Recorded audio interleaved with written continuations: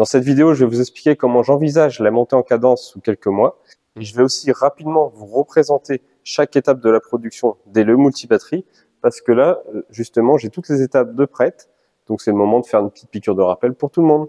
Et puis je vais en profiter pour vous présenter de toutes petites améliorations qui sont encore présentes sur la révision C. C'est parti pour le multi-générique.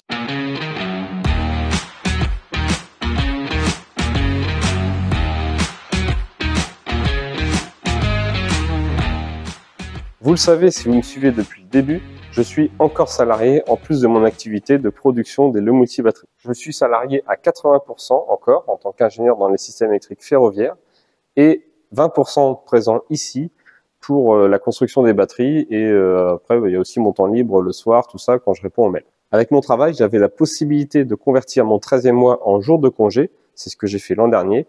Et donc même si je suis qu'à 20% ici, je pose des congés au compte-gouttes par-ci par-là pour être plutôt présent 40% ici finalement. Mais ça va changer début avril. J'ai demandé à être encore plus présent ici, donc je vais être présent uniquement 40% à mon travail et 60% ici, toutes les semaines. J'essaierai de beaucoup moins arrondir avec mes jours de congé, même si ponctuellement je peux peut-être avoir besoin. En fait, je pourrais presque être là 100% du temps, mais je préfère garder encore une interaction avec des collègues, que ce soit des conversations techniques, personnelles ou même des sujets pour me changer un petit peu les idées aussi. Pour l'instant, c'est comme ça. Je pense pas que je modulerai beaucoup plus avec des jours de congé. Donc, ça sera 3 jours sûrs ici. Mais ponctuellement, peut-être je prendrai un 4e ou voire 5. Mais ça sera vraiment plus rare que là, j'arrondis toutes les semaines en gros avec 1 ou 2 jours de congé. Du coup, en moyenne, j'étais, on va dire, entre 30 et 40% ici. Et ça va être sûr, je vais passer à 60% début avril. Donc la cadence va pouvoir augmenter. Je vais presque doubler ma capacité de production. Et je risque même d'être bridé par mon rythme de cellules qui arrive tous les mois. C'est pas grave, il y a plein de choses que je peux faire à côté. J'ai des kits à préparer. J'ai le site internet aussi que je pourrais mettre un peu plus à jour parce qu'il est complètement à l'ouest. Les mails me prennent aussi beaucoup de temps, c'est normal. J'essaie de répondre à tout le monde. Des fois, les échanges sont très techniques, très longs. Des fois, c'est beaucoup plus rapide. En tout cas, j'essaie de conseiller à peu près tout le monde, que ce soit pour leur installation actuelle, leur installation future, leur conversion ou la transition avec les batteries. Vous savez bien que j'essaie d'aider à peu près tout le monde tant que je peux. J'essaie de donner des petits tips pour gagner un petit peu d'argent parfois, mais ça prend du temps tout ça. En parlant du site internet, j'ai commandé un site un peu mieux que le mien là, parce que là c'était un site Wix. Il devrait arriver d'ici 2-3 mois peut-être. Ça va être beaucoup plus pro et surtout je vais être beaucoup mieux recensé parce qu'il y aura des espèces de robots qui vont mettre à jour les pages régulièrement. Le but c'est d'être dans les premières pages Google naturellement. Jusqu'à maintenant, 90% de mes clients me trouvaient grâce à YouTube. Là, j'espère avoir des nouvelles commandes qui viennent directement de mon site parce que les gens recherchent des batteries. Ça serait bien. Bah oui, n'oubliez pas, si j'augmente de cadence de production, il va falloir que j'ai encore plus de cellules, encore plus de batteries à produire. Pour l'instant, j'ai environ 5 mois à 6 mois de délai. C'est à l'ancienne cadence, on va dire. Au moment où je fais cette vidéo, j'ai 128 batteries commandées, 51 livrées. Et du coup, si vous me suivez sur les réseaux sociaux, j'ai mis un petit lien en fait pour suivre l'avancement de mes clients ou même la liste d'attente, si vous n'êtes pas client. C'est un lien public d'un Excel Google Drive en fait qui se met à jour tout seul par rapport à mon fichier de travail. Comme ça, vous pouvez vraiment savoir où en est votre batterie. Vous arriverez à vous retrouver avec votre trigramme et où en sont par exemple vos cellules, si la batterie est en cours de test, etc. Si vous n'avez pas vu le lien parce que je l'ai posté sur Instagram, Facebook et YouTube, suivez-moi bien sur les réseaux sociaux. Je vous le mets dans la description de la vidéo pour vous puissiez voir où c'en est.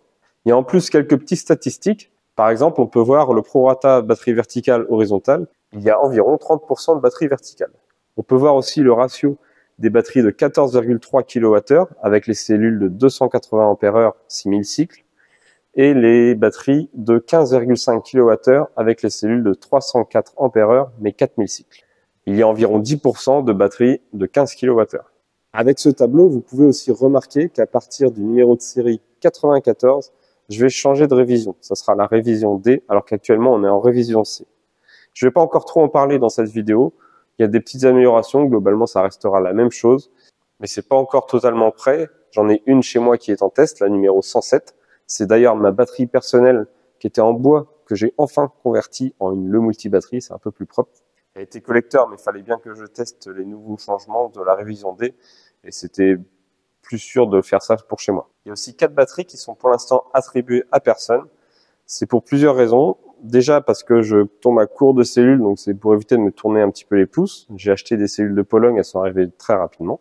Et de deux, je commence à avoir pas mal de professionnels qui me contactent et qui aimeraient bien avoir rapidement des batteries pour test avant de s'engager sur éventuellement un contrat ou des choses comme ça. Donc ces batteries-là, je les ai pris à mes frais, j'ai acheté les cellules à mes frais, elles sont pas encore attribuées, mais elles seront prêtes chez moi et elles seront attribuées soit à des commandes très urgentes de professionnels, ou même des pros qui veulent tester la batterie avant de s'engager sur un contrat, soit des prêts pour des collaborations, je sais pas, on peut envisager plein de trucs. En tout cas, ces 4 batteries-là sont un petit peu réservées et c'est moi qui déciderai comment les attribuer. Si au pire elles le sont pas, elles deviendront simplement des batteries de clients et puis voilà. Quand je parle de pro et de contrat, je veux pas de distributeur, c'est trop gros pour moi, de toute façon pour l'instant. C'est vraiment pour des pros, des installateurs qui sont ouverts sur qui écoutent les clients et qui sont ouverts sur des installations évolutives, parce que installer du Huawei ou du Enphase bêtement tout en revendant, il y a des clients, ça leur va bien, ok, mais je trouve pas ça très évolutif. Donc autant que ça soit des installateurs qui suivent ma philosophie et pas des distributeurs, parce que clairement le rythme va pas suivre. Voilà, c'est tout pour les news globales à court terme. Je ferai vraiment une vidéo sur la révision D un petit peu plus tard. Et je vous propose maintenant de vous présenter les différentes étapes de la construction d'une Le multibatterie. Donc, comme vous le savez déjà, mon fournisseur de caissons est à 300 à 400 mètres d'ici, donc ça c'est top. Je reçois ces caissons-là, des tôles, et j'assemble avec les poignées et les roulettes la partie principale du caisson, puis j'insère les cellules. Alors quand je suis à l'horizontale comme ça, vu que c'est de la tôle de 1 mm, je mets des roulettes à l'envers pour du coup éviter que le caisson se déforme. Les roulettes maintenant sont à frein uniquement sur la partie avant de la batterie. Donc ça c'était une demande que j'ai eue assez tôt, mais le temps que j'écoule mes anciennes roulettes, voilà. Et depuis, on va dire 1 mois, j'ai des roulettes à frein maintenant. Donc ça c'est impeccable.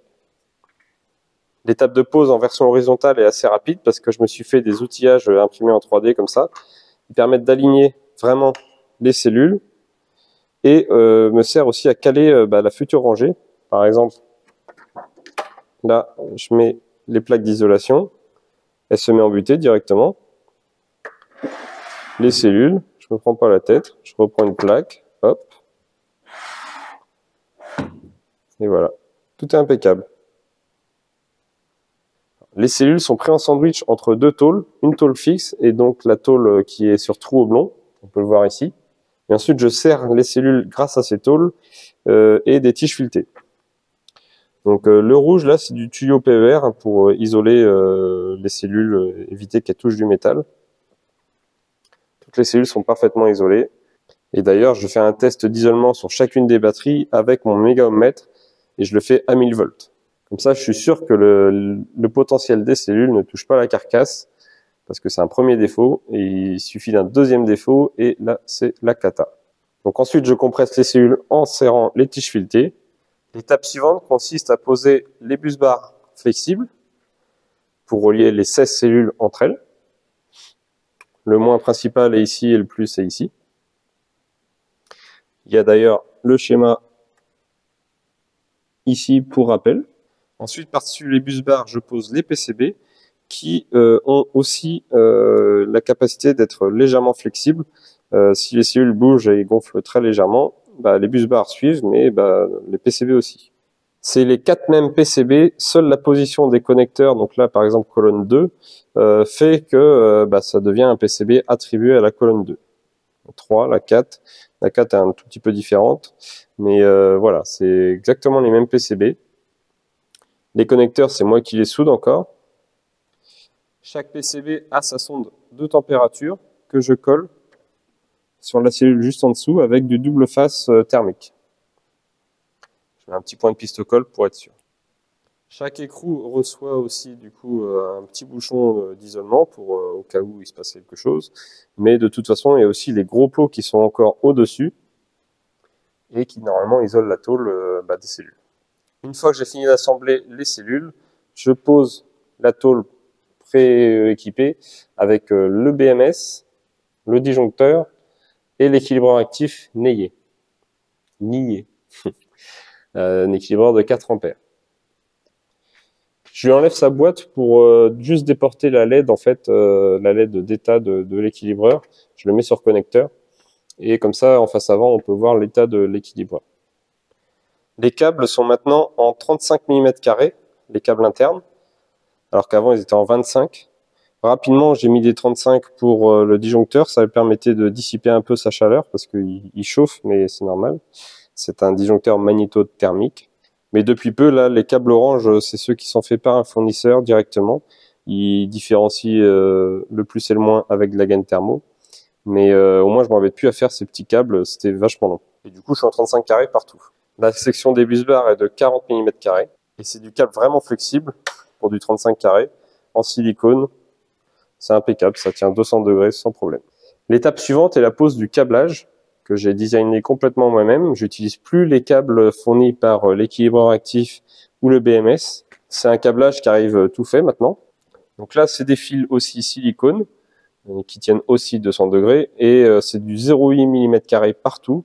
C'est largement suffisant pour ce que c'est parce que c'est surtout des fils de mesure et l'équilibreur actif, lui, il est à 4 ampères. Donc pour cette section-là, c'est largement suffisant. Tout est préfabriqué, pré-colsonorisé.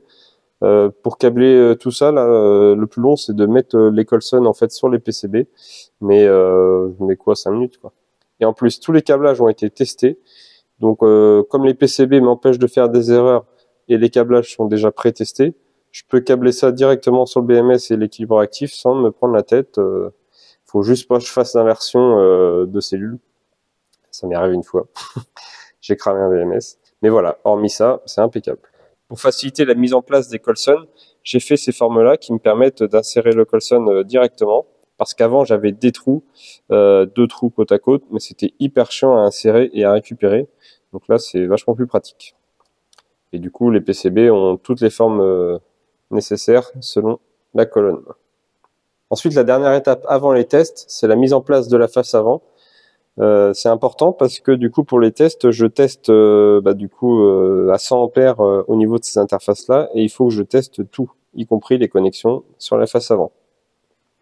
Ça me permet aussi de voir si les LED fonctionnent bien, l'écran, etc. Et aussi les connexions RJ45 parce que on voit pas bien, mais c'est des espèces de rallonges en fait. Je me connecte directement au BMS comme ça. D'ailleurs, regardez, depuis peu, j'ai ça. Waouh! Seplo savent personnaliser mes écrans pour le démarrage. Ensuite, je réalise des tests et l'équilibrage initial de la batterie. Je le fais sur ce banc de test là. Toutes les nuits, les 3 onduleurs chargent en heure creuse les batteries à 100%. En heure pleine, du coup, j'utilise les batteries pour de légers tests. Parfois des tests à pleine puissance à 100 ampères, donc 5 kW, pour vérifier que tout va bien. Quand j'ai fini les batteries, je les referme, je les pose ici près de l'entrée, prêtes à être retirées par le client qui doit venir les chercher. Voilà, c'est tout pour aujourd'hui. Je tenais vraiment à donner des nouvelles sur l'entreprise et la production des batteries. Je tenais aussi à vous rafraîchir rapidement comment sont faites les batteries parce que ça évolue forcément, j'améliore et j'industrialise de plus en plus. J'ai d'ailleurs plus grand chose que je fais moi-même à part souder les connecteurs sur les PCB, les petites sondes de température. Et après, j'ai beaucoup de choses pré-industrialisées. J'arrive à faire une batterie à peu près en 3h30, 4h. Et en 2 jours consécutifs, parfois je fais 7 batteries en incluant la préparation des kits. Si vous avez des questions sur le multi-batterie ou sur votre installation, n'hésitez pas à revenir vers moi en commentaire ou par mail. Je suis aussi sur WhatsApp, Messenger, YouTube, Instagram et Facebook. Je vous dis à très bientôt. Portez-vous bien. Ciao!